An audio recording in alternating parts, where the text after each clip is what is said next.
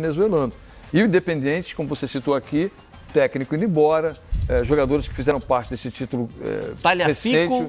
O Barco e o Gilhote. O Bustos também está indo embora para a Europa. O Bustos e o Gilhote. Já são 5 jogadores? E o outro que fez o gol contra o Flamengo. São 4 jogadores do treinador? O Messa também está indo embora.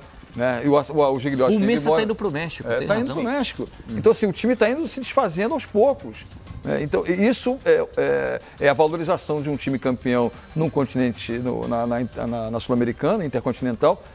Desfaz o time porque precisa de grana, mas mesmo Independente, com um time forte como foi contra o Flamengo, seria sim apontado como uma das forças desse grupo. Mas com essa queima de estoque de final de ano... Ao contrário, o Milionário está contratando, hein, o Milionário sim, isso que eu estou falando, mas o Independente com essa queima de estoque, mandou todo mundo embora, né? Esse Black Friday que aconteceu aí, o Corinthians, ao meu ver, é soberano e não vejo outra maneira que não seja apontar o Milionários para chegar adiante. Eu não vejo o Corinthians assim tão à frente, porque acho que o Corinthians precisa de reforços. O Corinthians não tem um elenco para disputar todas as competições que terá pela frente em 2018. Mas tem titular, time, pelo menos. Então, tem o time titular, que é muito competitivo. Foi muito bem campeão brasileiro e tudo mais. Só que já perdeu o Pablo e perdeu o Arana. O Arana não tem substituto no elenco do Corinthians. O Pablo também não. O Pedro Henrique foi bem quando precisou dele ali, mas não é um cara, ao meu ver, para ser titular hoje do Corinthians. Então o Corinthians precisa de jogadores para suprir essas ausências e de mais alguns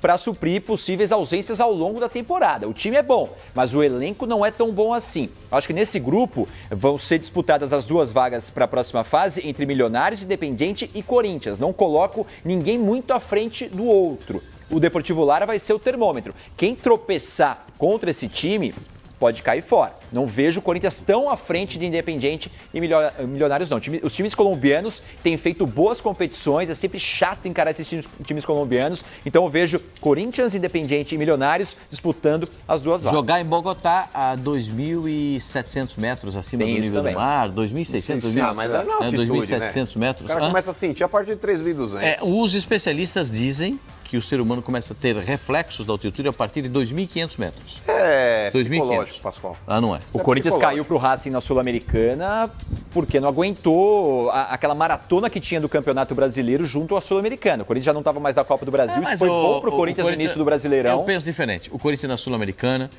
estava de olho, era no Brasileiro. Deletou. Sabia que praticamente da competição. Sabia que tinha, o Corinthians tinha o conhecimento que tinha uma bala para acertar o alvo. E o alvo era o Campeonato Brasileiro. Sim. Então o Corinthians não abriu mão do Campeonato Brasileiro exatamente pela visão adotada naquele momento. Agora, eu vejo o Milionários forte e jogar lá em Bogotá. Eu tive várias vezes em Bogotá e jogar no estádio El Campín, em Bogotá, não é mole não, seu mano. Não, mas, Pascoal, nesse grupo aí é que a gente tem que analisar também o que pode acontecer com o próprio Corinthians. Ninguém falou do Deportivo Lara, hein, cara? Não, mas aí... eu falei, é o time que quem tropeçar contra o Deportivo Lara pode se dar mal depois. É o time que... Eu concordo com o Ribeirão, é o time que tá ali para todo mundo fazer ponto. Quem não conseguir em cima desse time tá lascado, vai faltar lá no término do fechamento do grupo. Mas com relação ele tá fazendo cara feia pra você, normal. Ele vai falar que o Lara vai ser campeão da Libertadores pela primeira vez. Mas enfim, com relação a esse grupo do Corinthians, eu entendo que o Corinthians ele precisa, antes de pensar em reforços, tentar preservar o time que ele já tem. Tentar preservar os principais jogadores. Perdeu 2 aí que vão fazer falta e muita, Pascoal. 2 do setor defensivo, que era encarado ali como o setor mais forte do time do Corinthians. Porque o Corinthians ele começou a ganhar corpo, principalmente na parte defensiva, para depois começar a acertar a parte ofensiva. Você perder um lateral esquerdo como o Guilherme Arana, o Corinthians ele não vai conseguir substituir a altura. Não vai. Nesse Campeonato Brasileiro não vai. Então você já vai ter um déficit ali. O Pablo, hoje o principal reserva é o Pedro Henrique.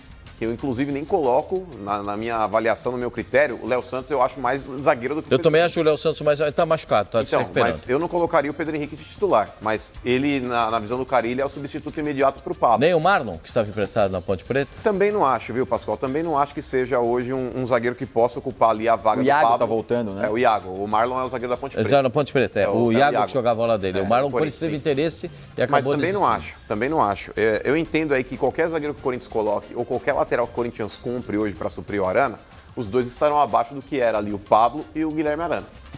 Juninho Capixaba do Bahia, com todo respeito, mas não dá para comparar, não sai na foto.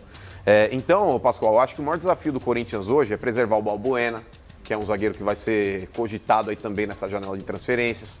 O Gabriel, que é um volante também que já pintou uma proposta do futebol italiano. Eu acho que a maior preocupação, a gente disse aqui o Rodriguinho, há 2 semanas. O Jô, estão falando que o Jô pode ir para a China.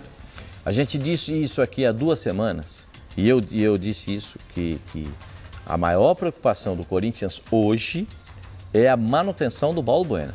Também, Pascoal. O Corinthians voltou a falar com... São 2 empresários que cuidam da carreira do Balbuena, um argentino e um paraguaio. Consegue falar com o argentino, com o paraguaio não. Consegue falar com o paraguaio, não consegue falar com o argentino. Então, tá meio estranho isso aí. Desde setembro o Corinthians está atrás do Balbuena para tentar fazer o contrato do cara. E os caras estão dizendo, ó, bota lá para frente e a gente conversa. Lá na frente a gente conversa. E esse negócio está ficando estranho para mim. Parecendo o Pablo, né? Tá ficando estranho. Tá ficando esquisito. Janeiro tá chegando. A gente já tá em 25 de dezembro. Né? Não tem uma semana para chegar em janeiro. E dia 2 de janeiro, a janela abre. A janela internacional se abre.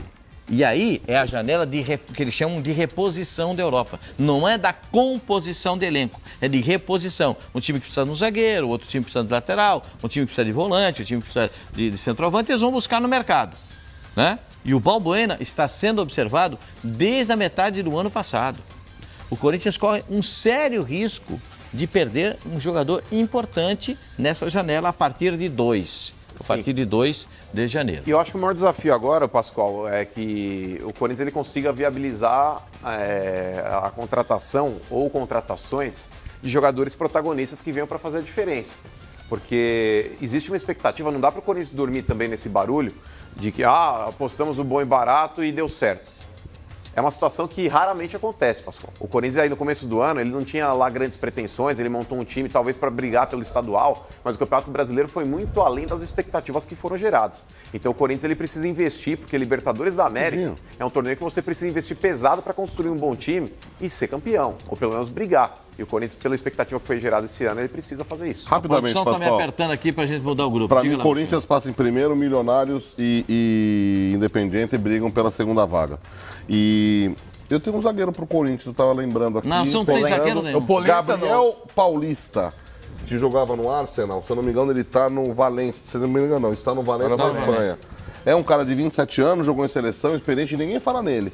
Era o zagueiro para substituir o Pablo. Aí faz a composição. Aí usa dinheiro fica para depois. Tá bom, muito obrigado pela sua criatividade. Muito obrigado.